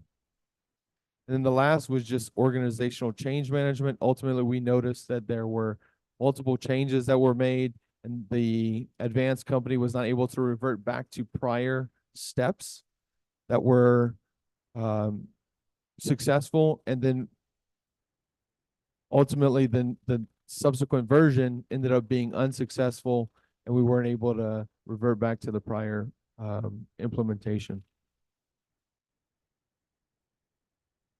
So just reiterating these root causes and it being a source of significant implementation delay. So in the IVMV report, this is a slide from the report. It identified 2 options to move forward. And option 2 was really something that wasn't considered significantly, because there's one item on the key risks. It's a little small. I apologize for the size, but I'll read it to you. It says limited timeline to implement new vendor before AS400 sunsets. And just simply stating, we have old hardware that software is running on, and the hardware is no longer going to be supported. And often those two are intimately linked. Our ITT department has identified solutions where that can be migrated to the cloud and supported on a system that has redundancy, and we access through a cloud service, real similar to our current financial database. So that really opened up option number 2 as something meaningful, because for that one critical risk, it was something that we didn't entertain before. And it's now something we're leaning towards, because the strategies for success, we feel, are really fundamental to work on completing fundamental work prior to implementation. So that's number 1 of 3.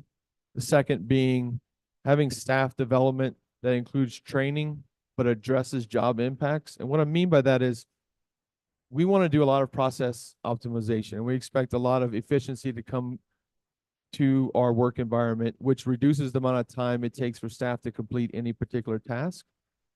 That's going to mean that there's going to be a lot of free time.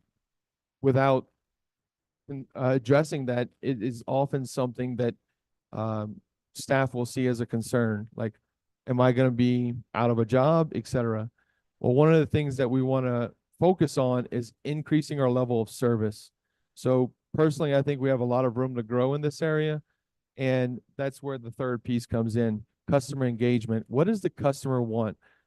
A lot of the initial selection didn't include like a customer engagement committee that then helps give you feedback throughout the process as you're selecting vendors and developing solutions. And so that's what we want to do to increase our level of service with the available time from staff without having to increase staff our staffing needs. So there are some additional items that I felt were worth mentioning. There's business process requirements from other entities like BDD and our development processes that aren't currently in the billing system but have a impact on our billing to customers. And then there's an update from the prior status identified in the IVMV report, because part of the IVMV recommendations is to have continuing IVMV evaluations. And so we provided the current status relative to the initial identified status. The one to really bring to your attention is data going from a yellow to a red. That's specifically related to what I mentioned earlier, where we identified that we had data cleansing that needed to be done as a fundamental component for implementation prior to selection. And then we just have a timeline, really trying to note that if we go to RFP for implementation through option 2, that would significantly increase our timeline. But we've been working with the procurement officer to understand what options we have that are alternatives to that, like finding a statewide price agreement, or vendor selection services that can help us navigate expedited procurement timeline.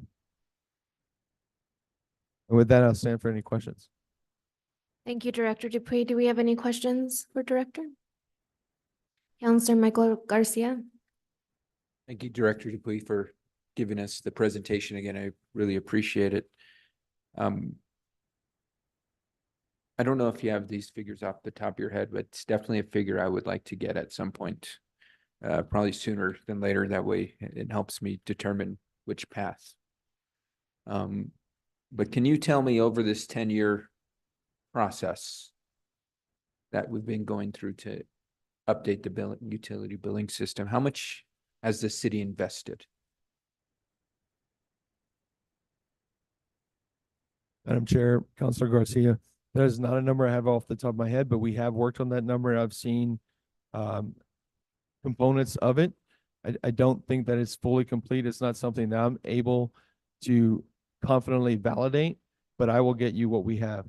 Okay, that would be great, because I know for sure it's in the millions. And I think at least from my perspective, from where I've been sitting, there's been contracts before us time and time again where we're allocating big amounts of resources, near the millions, if not more. And the justification we got when we were approving them is that everything was going to be fixed and everything is going to be good. And we're now in a position where we're presented with a brand new option of, we've got a potential. Let me ask you this. Are you recommending option 2? Madam Chair, Councilor Garcia, I am recommending option 2 for one very specific, easy reason, is that even if we select advanced, we should go do this fundamental work that's necessary before engagement, because it will then set them up for success. I think we really put the cart before the horse, and it was our own demise. Okay. And so now we've got the system where we've invested millions of dollars. We'll hopefully get that number soon. It's being recommended to now pivot to start from square one again. Do we know what this new option is going to cost us? Madam Chair, Councilor Garcia, we do not know, but we have developed some preliminary estimates. Even if it's moving forward with advance, we have those numbers, and we are doing our due diligence to understand what the cost would be relative to other options. Okay, because I definitely need that information to make any decision and understand what commitment we're making, because I'm sure if we go back to the record 10 years ago, there was a presentation similar to this saying we recommend this new system and everything's going to be great and we'll be good. And here we are 10 years later after investing millions of dollars, and we're still not there yet. And I don't want us to be in this situation again where, if hypothetically, if we were to take option 2, we're investing millions again, and 10 years later, somebody's saying, hey, we've got a third option for you now, whatever that may be. And so I think I think there's a lot more. Definitely, I'll schedule some time with you, because I've got a lot of questions about this process and what is ultimately being proposed, how quickly we start the process. Because I'm more interested in what happens in the interim, should we move forward. I know that the current system has been very problematic, and I'd hate for us to be in a situation where it just causes much more challenges, and then we're implementing in a new system. And I don't want a perfect storm to happen where folks are receiving incorrect utility bills. So if we can get those 2 pieces of information, and I guess much more of a review on what option 2 is, because this is very high level, but I guess what are the next steps? Madam Chair, Commissioner Garcia, the next steps are to have some meaningful comparisons on alternatives. I will tell you, my focus has been transparency from service providers on what their back end capabilities and configurability is of the software. And to the extent that they'll provide it to me, I have a pretty extensive background in finance and utility billing systems for the Santa Fe County. We initiated a billing system migration there, and ultimately I was the one that said we were not prepared to move forward unless we have the proper resources to complete it, because I knew we'd get in this stalling pattern. And part of that I took upon myself to understand how everything worked in the background, not to know each and every one, but a very select subset of each main process. So I had confidence that the migration would be something that enabled what we wanted to accomplish in the future. And ultimately, whenever you're also willing to update your code so that it can be consistent with what's currently provided as a standard in the industry, then it really enables some optimization that doesn't require customization.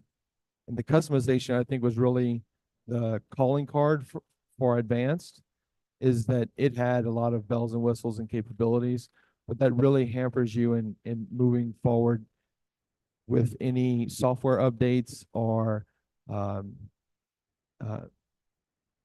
total version changes. Sometimes they'll have version 7 and then multiple updates, but then whenever you go to version 8, it's a significant upgrade. That kind of transition is really hard to accomplish with customization, because that customization is often lost because the company doesn't have an interest in making sure that those customizations survive. So to the extent we can eliminate any of that, especially by incorporating some ordinance updates, that to me is the recipe for success. And so we've really taken a different look to focus on support for implementation, and who has a track record of numerous customers across the board that have been successfully implemented in a very short period of time or a consistent period of time. And so that's been my main focus, and our program manager has helped me to identify numerous options. And so we're doing subsequent interviews or evaluations of what's available from different sources related to their customers' experience. And so hopefully that's something that will then bring some confidence with our recommendation, because we too identified that implementation is the real concern here because of this track record. Thank you, Director. And so one last question for you revolves around systems and software. So does the software in option 2 talk to other existing software that the city uses, such as Munis? Madam Chair, Councilor Garcia, that's ultimately going to depend on which one we select. But I can tell you we have done an extensive customer inquiry regarding Munis's utility billing option, and it is the furthest from what I would select, just because of the consistent concerns from every single user we've talked to. There are none that have had meaningfully exciting and successful implementations that they're ready to be congratulatory. The best options that they provided is the ones that they selected that are their like calling cards, still didn't give passing reviews. We just gave them A to F, and the highest they got was a C+. So to me, that's not something that we should even entertain. So you're not recommending having a software that talks with Munis? So there are other ways to accomplish that. Currently, what we do is have a reconciliation process. Ultimately, if that reconciliation process is consistent output that matches the input to Munis, which we do have today, that actually is something we're going to start doing daily reconciliation. We've implemented it, and I think that was one of our main problems with the current system, and having consistency with Munis is we just didn't do daily reconciliation. We did yearly. But that was identified through the audits and the work that had to be done at the end of the year to comply or respond to the audit had this long extended reconciliation process, which you can do it at the end of the year, but it doesn't help you streamline that process or do it over the entire year so that it can be done by staff. That really forced us to rely on consultants. So our shift is really bringing that in-house in a manageable way that's spread out throughout the year and gives us a better understanding as we move throughout the year what the overall status of our financial system is. Okay. And I know I had said a last question, but you said something that rose another question for me just because it had been a consistent challenge with our audits in regards to reconciling our cash balances. Did I hear you correctly, or can you clarify that you're reconciling your cash balances daily now?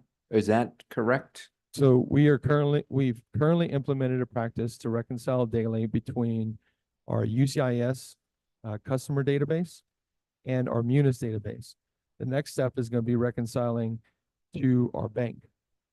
So that's our cash coming in to what our cash is and the balance of our cash in Munis. It's a multi-step process, but ultimately the question you were focused on was the interaction between our billing system and Munis, and that's something that we're already accomplishing. Okay. So you're not fully reconciling. There's still much more pieces to the puzzle there. Okay. I was bound to give you a high five just because that would be huge, but We will get there. okay. And I hope so too. That is my hopes. Thank you, Director. I look forward to more information on this because I think this is a huge step if we were to take this. Definitely want to make sure we're making the right decision that's best for the city and for the residents. So thank you, Director. Thank you, Madam Chair. Thank you, Counselor Garcia. Any other questions? Counselor Merrill-Worth?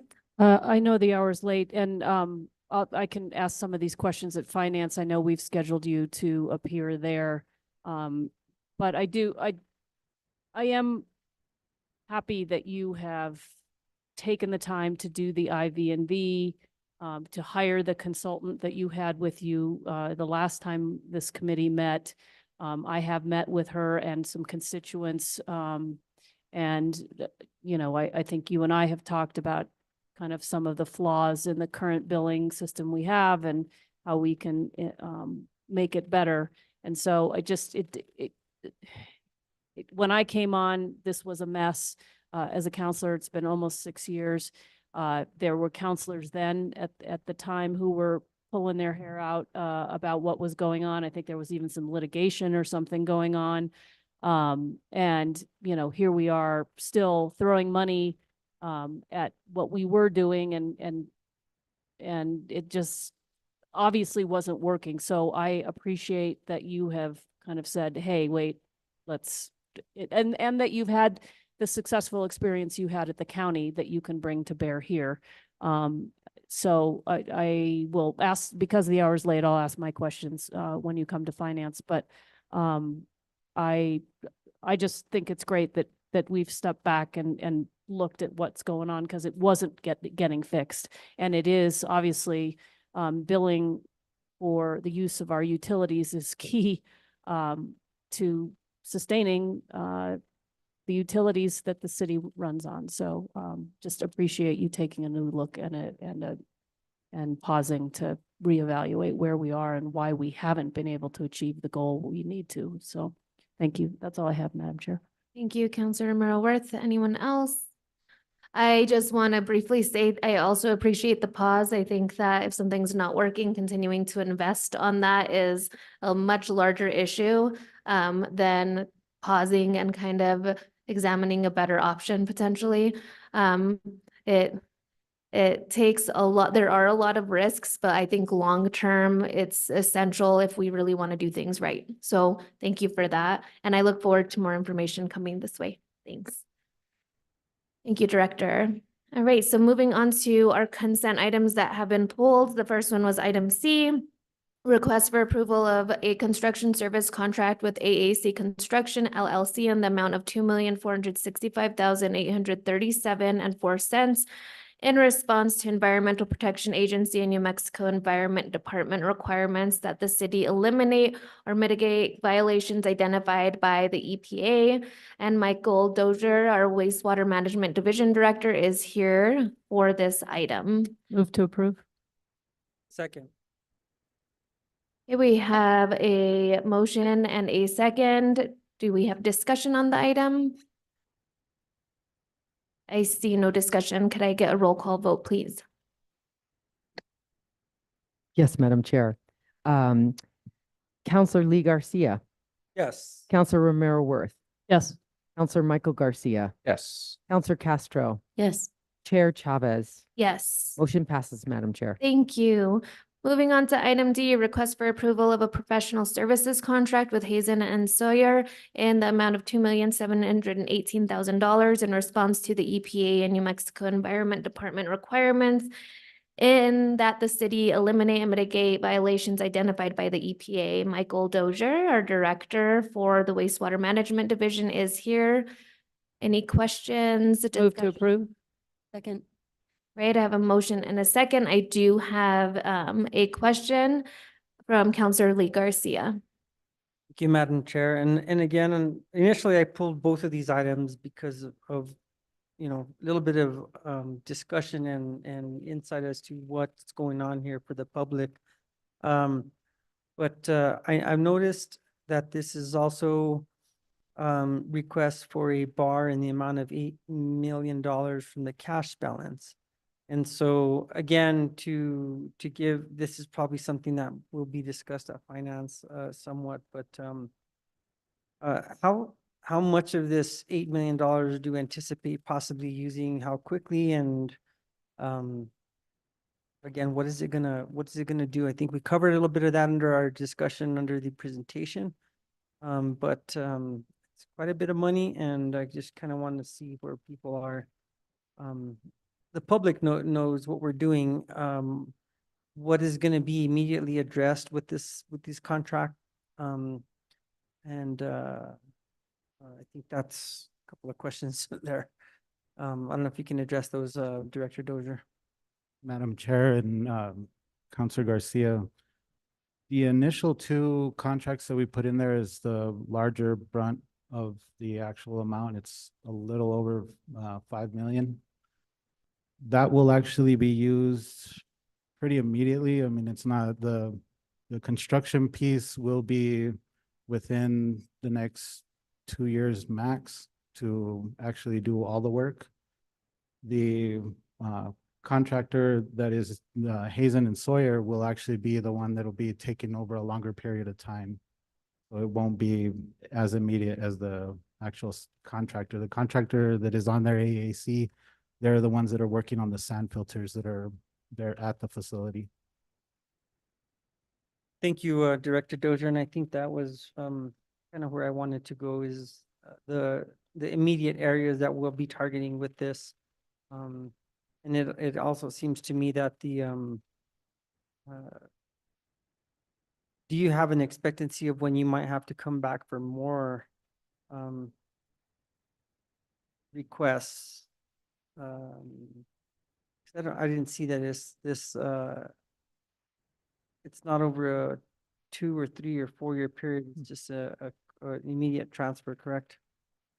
Madam Chair, Counselor Garcia, yes, it is an immediate transfer. And then we will be trying to bring the other contractors that are all on the emergency order all together. The first two, we tried to get them here because they are the immediate two. One of the other ones, we did not have a quote before this meeting ready. So we couldn't get a contract with them per se signed and ready before the meeting happened. We're going to try to get onto the next committee meetings so that we can bring all of the rest that are on that list. I believe on, let me find which one it is on the memo for any of them, they should all be listed. But the bar will have